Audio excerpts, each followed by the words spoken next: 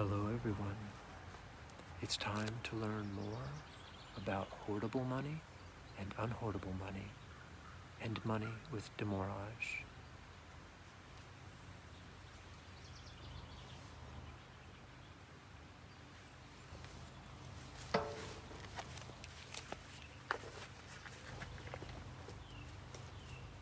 This is an article which was published by the Levant News.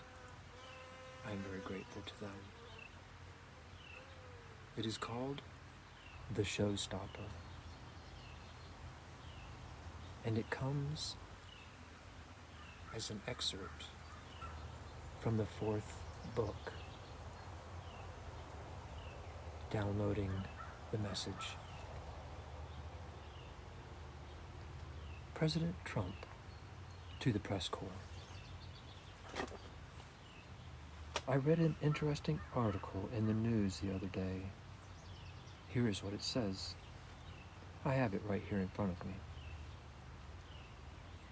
Maybe the formal declaration to begin demurrage charges on the US dollar will not even be necessary.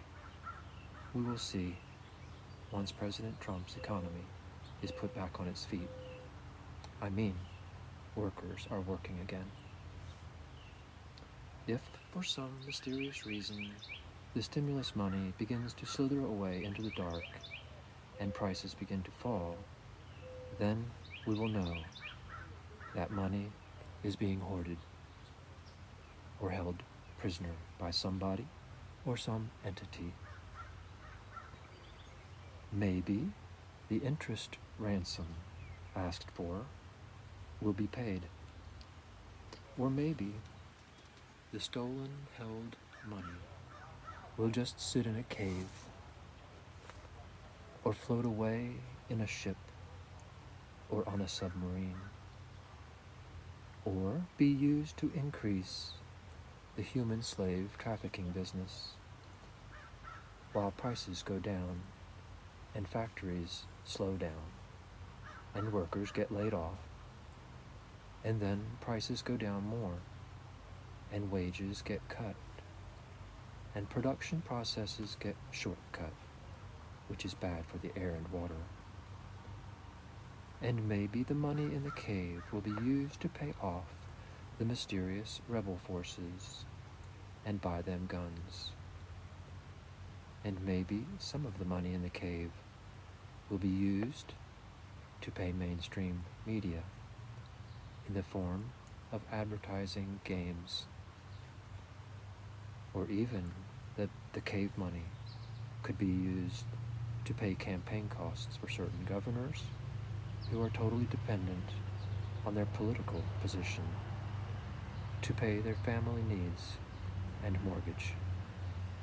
Yes, certain governors or speakers of the House could lose their home. Where would they get a job if they lost election? What can they do? Only write a book, maybe. Actually, someone else would most likely have to do the writing. And who would publish it? The same money that was supporting them while those politicians were sticking with the agenda of the cash mob elite. They would do this in desperate hope that it would shake things up so much that their agenda could result in the troublemaking good guys who really know how money functions and how to do business would not take over and get the ship sailing in the right direction. But if all this doesn't work, then maybe the plague will be called upon to destroy the crops or keep the workers from creating them, so that factories begin to run into financial problems and the whole production process falls. Unless certain key business players at very high levels, understanding that industry can be shifted and survive by building other needed and clever things, like a steel wall and steel military apparatuses. And the workers who were doing middle management and other unnecessary, costly work could shift onto the production line or the construction line, building homes or factories or ports or roads, so that we can finally have enough of homes and what is needed for everyone to be comfortable. But just in case all this gets interrupted again, declaring demurrage on the US dollar will do the trick and keep things going from now on without interruption from the beast ever again. The beast, usury, in fact, will become our servant.